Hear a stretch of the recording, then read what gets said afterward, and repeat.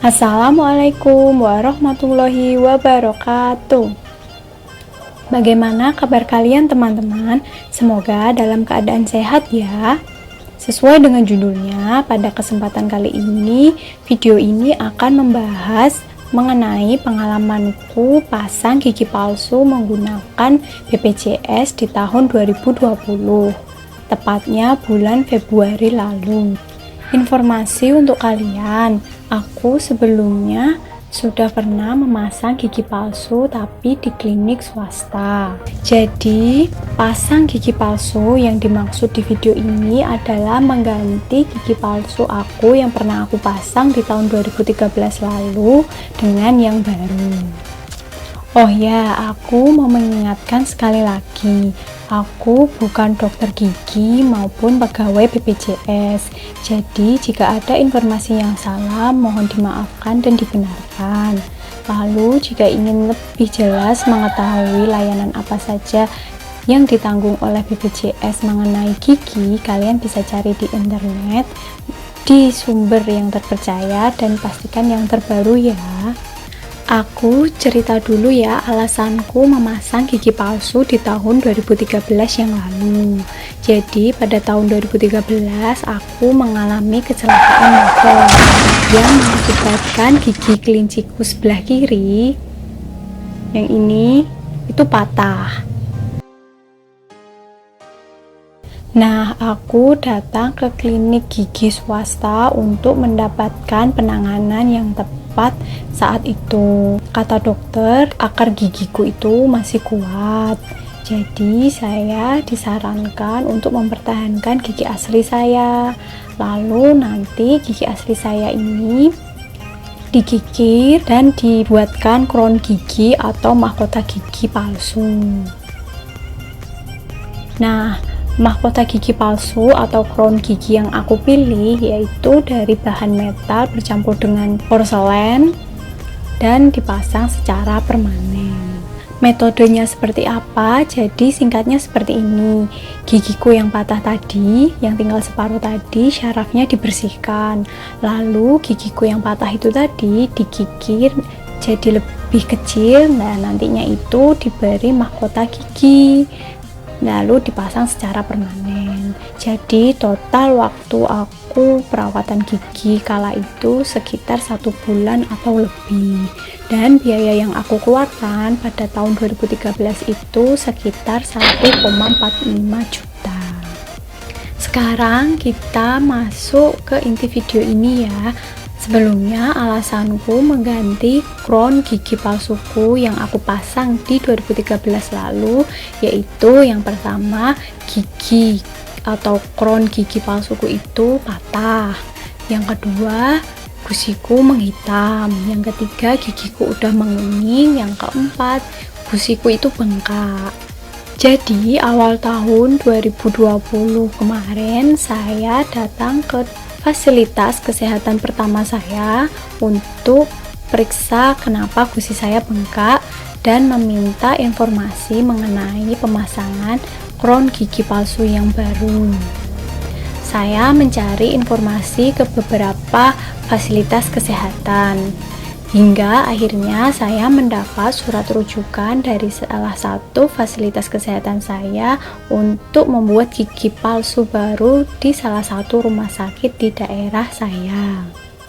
Oh ya, karena kasus gigi saya ini termasuk dalam kategori estetika sehingga tidak semua biaya ditanggung oleh BPJS. Jadi seperti ini pengalaman saya. Jadi pada kontrol pertama ini saya datang dan gigi saya diperiksa. Lalu dikatakan bahwa gigi saya ini masih kuat dan bengkaknya sudah hilang. Dokter mengatakan gusi saya menghitam karena pengaruh dari bahan metal yang ada pada mahkota gigi palsu aku. Gigi palsuku itu bukan patah, melainkan lapisan terluar gigi palsu tersebut tuh hilang. Pada pemeriksaan pertama, saya menjalani ronsen gigi. Lalu saya diberikan dua pilihan, Pertama, lapisan gigi saya yang hilang itu tadi ditambal lagi, dibentuk seperti semula. Tapi ada kelemahannya, tambalan ini akan rawan patah. Lalu yang kedua, gigi atau crown gigi palsu saya yang terpasang itu dibongkar, lalu dibuatkan crown gigi atau mahkota gigi yang baru. Saya memutuskan untuk membuat mahkota gigi yang baru. Ada dua pilihan material crown gigi palsu yang baru. Pertama yaitu porselen dengan metal, harganya 2 juta per gigi. Yang kedua, full porselen, harganya 3 juta per gigi. Untuk yang bahan porselen dengan metal, giginya kuat, namun lama-kelamaan gusi saya bisa menghitam lagi. Kalau yang berbahan full porselen, gigi ini paling mendekati dengan gigi asli, kuat dan tidak menyebabkan gusi menghitam. Saya memutuskan untuk memasang bahan porselen dengan metal. Pada hari itu diinformasikan juga bahwa biaya cetak gigi kurang lebih 150.000 per rahang. Saat itu saya diminta untuk mempersiapkan DP sebesar 1 juta untuk dibawa pada kontrol kedua.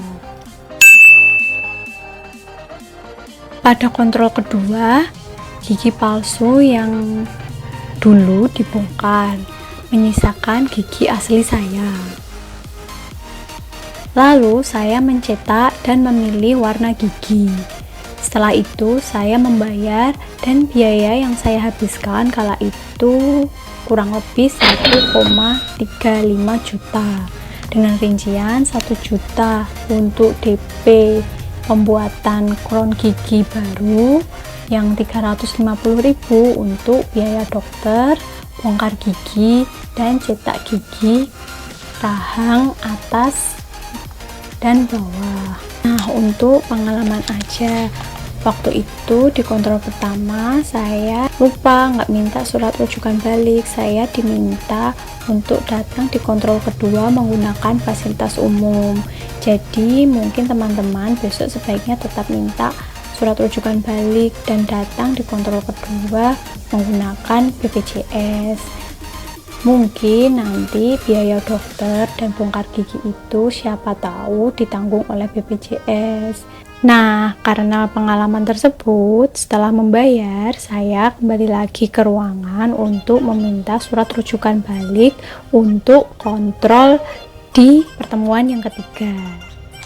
Sebelum kontrol gigi yang ketiga, saya mendapatkan telepon dari rumah sakit bahwa gigi palsu saya sudah jadi dan siap untuk dipasang. Saya diminta datang pada hari itu juga. Namun karena saya berhalangan, jadi saya membuat janji di lain hari. Pada kontrol gigi yang ketiga, gigi palsu saya dipasang. Ada kekurang sesuaian hasil dari cetak gigi palsu saya. Jadi gigi palsu saya yang bagian atas jika dipasang akan terlihat celah sedikit kurang dari 1 mm. Dokter menawarkan untuk memperbaiki giginya lagi atau mau dipasang apa adanya. Jika ingin dipasang apa adanya, maka gigi palsu tersebut dipasang, lalu celah yang terlihat sedikit itu tadi ditambal. Jika ingin diperbaiki lagi, maka harus menunggu 1 minggu sampai 10 hari lagi, tapi tidak dikenakan biaya tambahan. Saya memilih untuk dipasang apa adanya. Hasilnya seperti ini.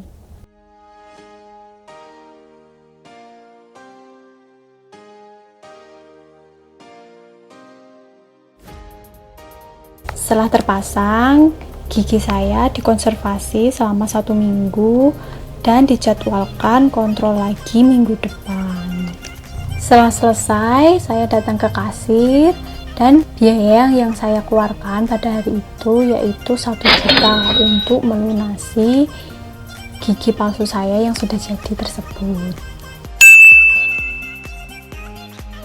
Di kontrol yang keempat ini saya menyampaikan bahwa gigi palsu saya sepertinya lebih panjang sedikit dan saya kurang nyaman saat berbicara maupun saat makan. Akhirnya gigi palsu saya diperbaiki lagi. Sepertinya gigi saya yang depan bagian bawah yang ini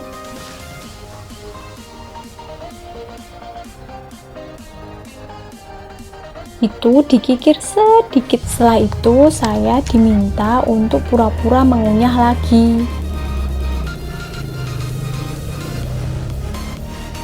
Seperti itu, dan saya rasa gigi saya yang terpasang sudah jauh lebih baik.